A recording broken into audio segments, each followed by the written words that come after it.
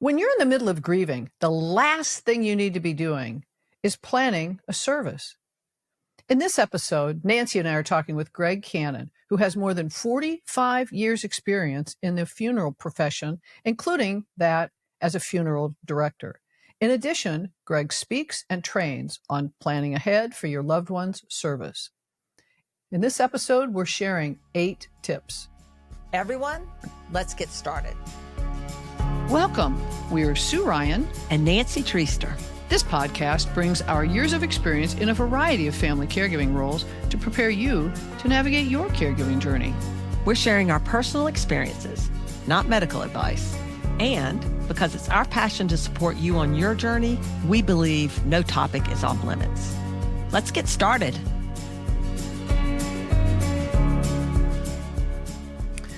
Welcome, Greg. We are so blessed to have you here with us today. We appreciate you so much that you're sharing your years of experience in all areas of the funeral profession.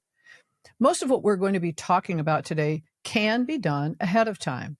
If you wait until death occurs, you're upset, you're grieving, you're in a time crunch. We don't want you to miss the opportunity to personalize the experience, honoring your loved ones, yours, and your family's wishes. Thank you. I appreciate the opportunity to share with you something that I'm extremely passionate about. The difference between a service being pre-planned and happening at the at-need time is as different as night and day.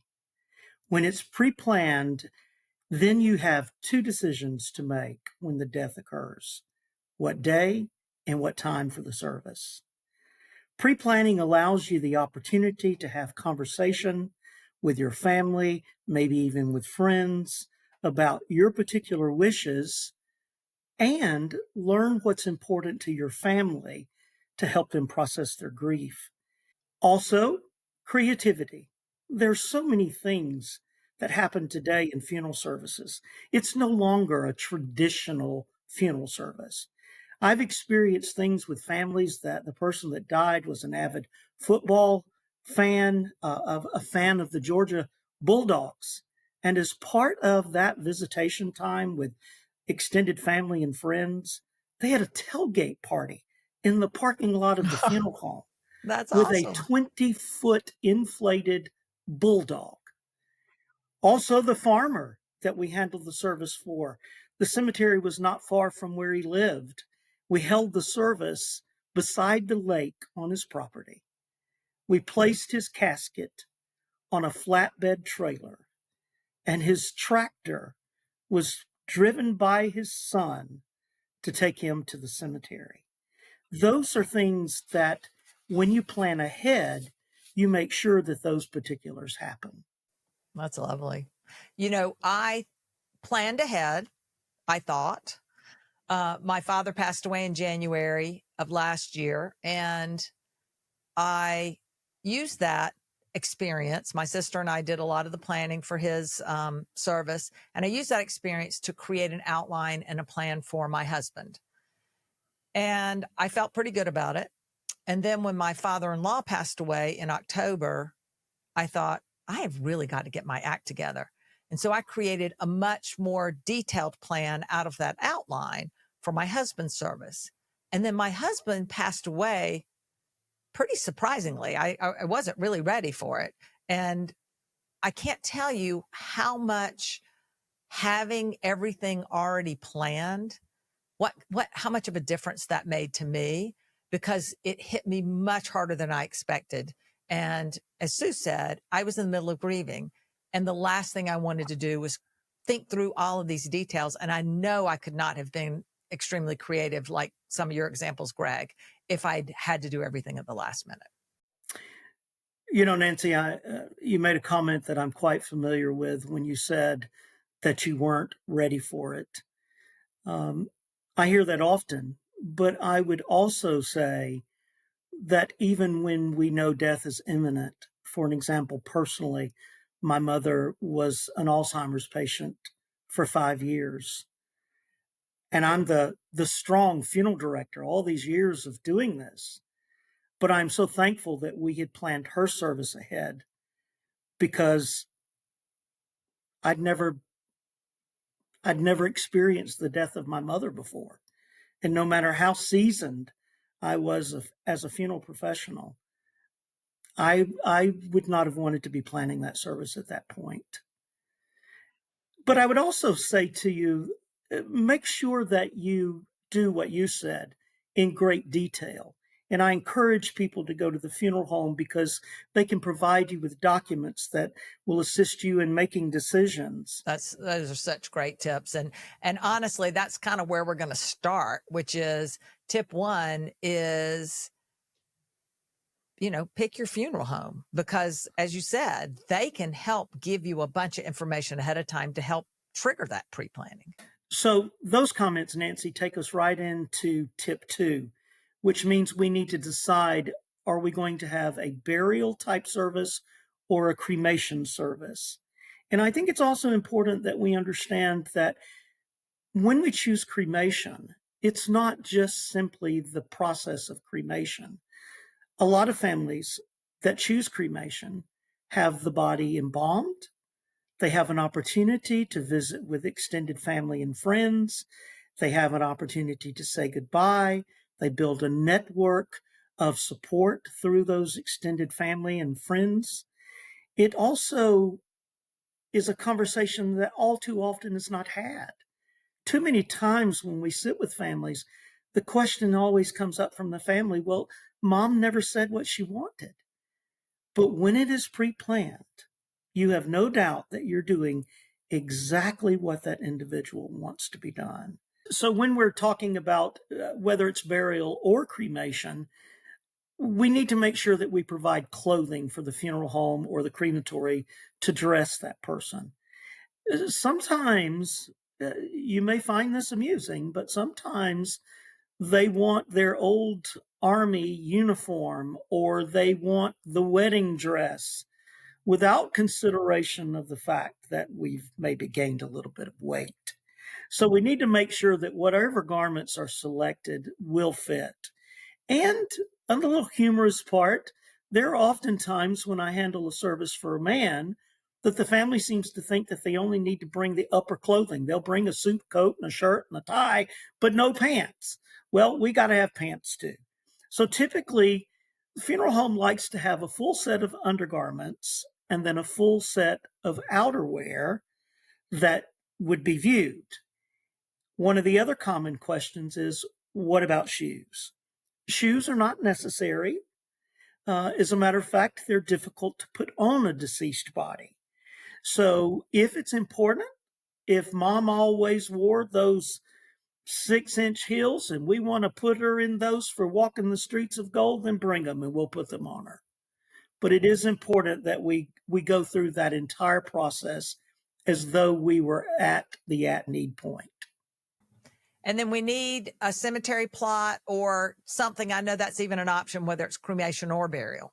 True. That's true. You're exactly right. Sometimes what I've learned most often is that when a family comes to make the funeral arrangements, most often they've already selected a burial site. But if they have not, then yes, consideration has to be given to that as well. And when they're deciding that, especially if the person that is dying is married, then you want to consider the adjoining space for the spouse.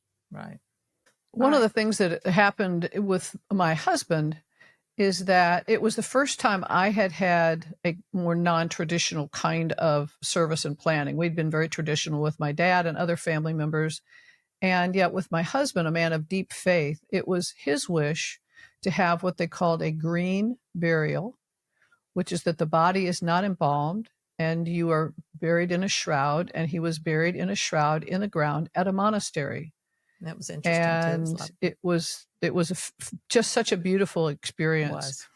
And yet there were a lot of pre-planning pieces for that to be the experience, because the monastery was in Georgia and we were living in Florida at the time.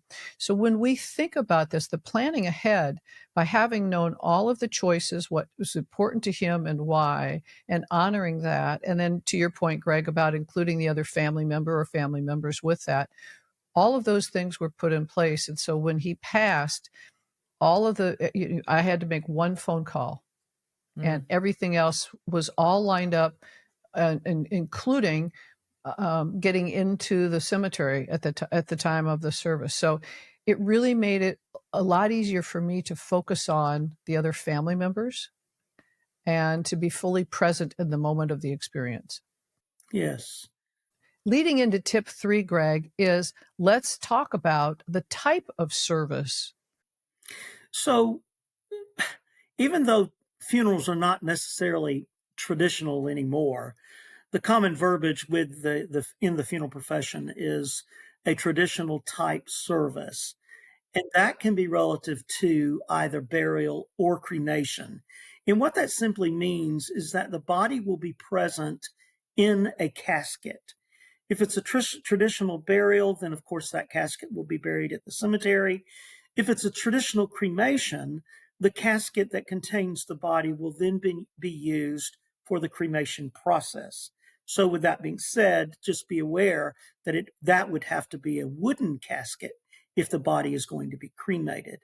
Traditional indicates that the body itself would be present and an open casket for viewing during that visitation time with family and friends.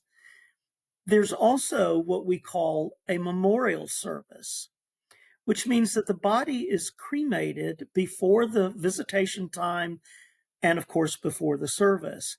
But in place of where a casketed body would be, the urn would be placed there, and that would be the focal point during the visitation time and, of course, during the service as well.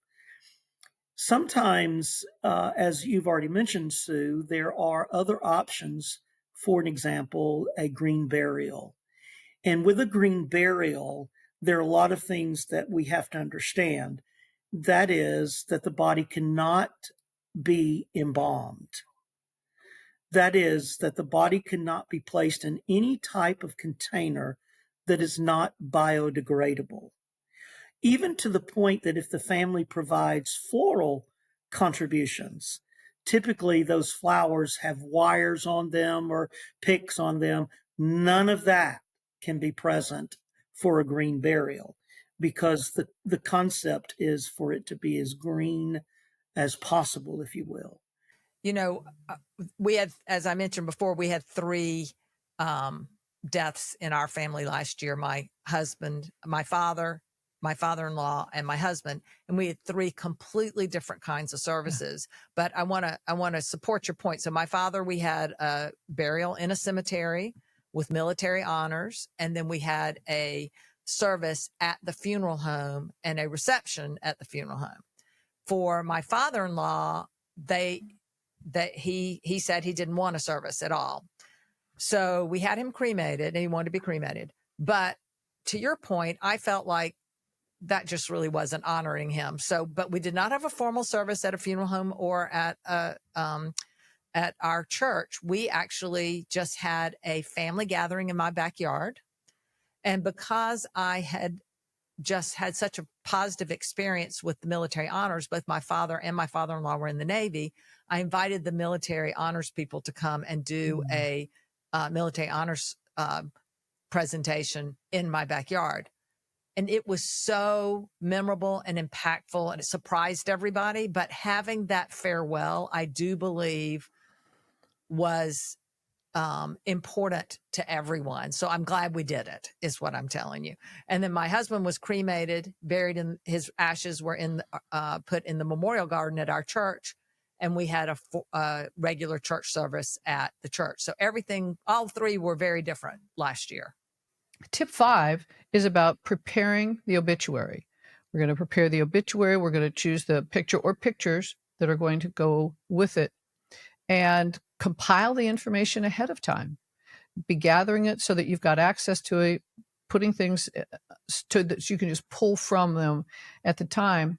And part of this, and I can speak to this as well, is that if you haven't done that and all of a sudden you have to come up with an obituary, you're doing it and there's a time crunch. And I, unfortunately, the first time I did an obituary, which was for my mother, who died quite unexpectedly, I forgot some very important family members. And to this day, I feel bad about that because they were a very important part of our family. And yet, since there was the time crunch and there was the grief and everything else we've talked about, I left out important family members. Don't do that. Write the names down ahead of time, plan ahead of time. I was just going to say, and Greg, I think you had some suggested, for example, that you don't actually have to write the obituary, but it's good to prepare the obituary. That's correct. If you will simply write down the content that you want to go in the obituary notice, then the funeral home, the funeral director will actually help you construct it so that it flows well. But again, in reference to obituary notices, more and more today, people look for those notices via social media, not necessarily in the newspaper. And newspapers today, for a lot of reasons, are losing their readership. And so they're trying to sustain themselves. And guess what happens? The charge for an obituary keeps increasing and increasing. So you can do what's called a death notice in an obituary column in a newspaper, which would simply have the name of the person that has died and when they died, and then it can reference you to the funeral home website where the obituary would be placed. Really, really good point. And I didn't know about having someone who could help write it. I'm trying to figure out who was related to who and how they were related. You have blended families and all of these things. So please, that tip on having the funeral director help write it is excellent. Yeah. Okay. And then also along the same lines as tip 6, which is, you're in the middle of doing everything. You're trying to keep your head together. There's a lot to deal with, your own emotions, other people's family's emotions, and so on. Tip 6 is ahead of time, write down who needs to be notified and then create a tree. Who needs to be notified and who's going to notify whom, so that it's not falling on your shoulders to notify more than a handful of people that start the tree. Basically, you get it started and then they all know who they're supposed to notify afterwards. So that's tip 6. And I highly recommend that. Once again, figure that out with my dad and then leverage it with my father-in-law and with my husband. And then that takes us over into tip 7, Greg, which is planning the service. And Nancy, you've created a worksheet for that. I did. So we'll put the worksheet in the show notes. But it's a good place to have really everything we're going to talk about quickly here. And then you can just document, your decisions in the worksheet. So we'll include that in the show notes. Yes. And while doing all of that planning, be specific about things that are important. Maybe it's not the current clergy at the church where you're attending. Maybe it was the previous pastor that your loved one had a better relationship with. So make sure that it's the person that they would want to be a part of that. Eulogies are shared not only by clergy, but by friends or family members.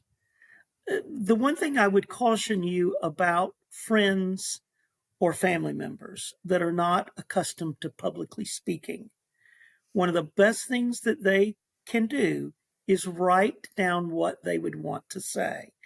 If they don't, they will find themselves rambling. But more importantly, they may become emotional. And if the content is written, then the clergy can take control and finish delivering the information. So I think that's really important. Well, one thing I tell people who are doing eulogies is you have 7 minutes. I want you to write it. I want you to practice it and run through it. And I want you to figure out how long it took. You have 7 minutes, because people get up there and ramble and it's 20 minutes later and your 45-minute service just turned into an hour and a half. So, anyway, that's my rule of thumb, 7 minutes. Some people don't want flowers at their funeral. They think it's a waste of money. I've put grandmother's quilt on her casket. I've put a golf club laying on the casket. Sometimes you can just put a picture. So all of those things need to be determined. A lot of funeral homes today produce what they call a video tribute. So you need to prepare for that by having pictures selected. Sometimes people are concerned about children being involved in funerals. I think if they're old enough to know right from wrong, they're old enough to try and understand what death is. And one of the best ways to let them be a part of it is let them choose their favorite picture of them with that person and include that in that tribute. Add as many personal touches as you possibly can, because this whole event is about the person that has died. And so often today, I've witnessed funerals where it's almost like we forgot to invite the main person. We don't want to do that. Insightful. When you talk about that, and one of the other things that you had mentioned, Greg, is little keepsakes or memory cards or something that people can take. Yeah, the people that knew my mom knew that she was a great cook. And as part of my mom's visitation time and service, laying adjacent to where the guest book that people would sign was a stack of printed recipes that my mom was most famous for. And so we had to keep printing copies because everybody wanted one. So anything as a takeaway. I had a family that the man that died was an avid golfer. And so as a funeral professional, I always try to do things that families aren't expecting. And so I ordered golf tees with his name on them. And everybody, when they left the service, they had one of those to take with them. So those things play an important role. They play an important role. And as you're saying, leaving the service, that leads us to our 8th and final tip, which is there's so often a gathering following the service. Yes. And so when we think about gatherings, some of the gatherings are before the service. Some gatherings might be after the service. Some gatherings might be to anybody who chooses to attend. Some might be private gatherings. So think through all the different types of gatherings you may want to have. If you have out-of-town family coming in, you may want to have dinner with the family at a restaurant the night before. If you have a late midday service, you may want to have the family together for lunch before the midday service. And those would be private gatherings. Most people, if they have a service, a public service where anybody can come, they'll have some sort of a reception after the service so people can greet the family, the immediate family at least, and basically let them know they were there. People who come to a service want to have a chance to say, give their condolences and let people know they were there. So some sort of a small reception after the service is pretty common. And then often what people do after this exhausting activity has occurred and just emotionally exhausted, they'll go back to their home and they'll have a gathering of family or close friends back at their home just to sit down and casually, eat and relax and try to just take their shoes off and try to, just absorb everything that's happened that day and have the closest people you can have around you when it's happening. Mm. Well, there are a variety of different ways that we do it, as you could see. And so, Greg, thank you so very, very much for all that you have brought to our listeners today. This has been incredible. And the breadth and depth of information you have is so valuable for all of us. So thank you very much. And do you have any final comments before we wrap up? One thing that we've not mentioned that I think is important. Please understand that you don't necessarily have to go to the funeral home. Sometimes somebody may be bedridden, or whatever the case. The funeral home will come to your home. Oh, isn't that nice to know? So let's summarize. In this episode, we talked with Greg Cannon about all the things you can do ahead of time so that you're not left in the middle of grieving to plan a service. We shared 8 tips. Tip 1, choose a funeral home. Tip 2, decide on burial or cremation. Tip 3, decide on the type of service that you plan to have. Tip 4, choose a location. Tip 5, write the obituary, or at least prepare for the obituary, and choose a picture or a handful of pictures to choose from so that you're not running around at the last minute trying to find that picture. Tip 6, create a list of people who need to be notified, and get, as the primary person, just get yourself 1 or 2 or 3 people that you should be in charge of, and let them spread the word. Don't take that responsibility on yourself. Tip 7 is to plan the service itself. And in the show notes, there'll be a worksheet with all the things you can think through ahead of time so that you're not starting from scratch there. And tip 8 is to plan the gatherings before and after the service, so you at least understand what's involved and who you want to invite and what kind of food you need and all the things that go with that.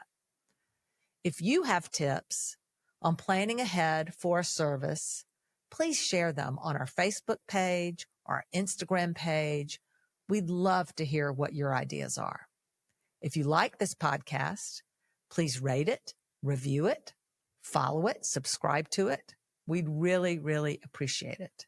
And as always, everything we talked about here will be in the show notes so that you can find it easily. And so thank you so much for joining us. This is the kind of thing that, if you can get it done ahead of time, will save you so much struggling when the time comes. We're all on this journey together. Yes, we are.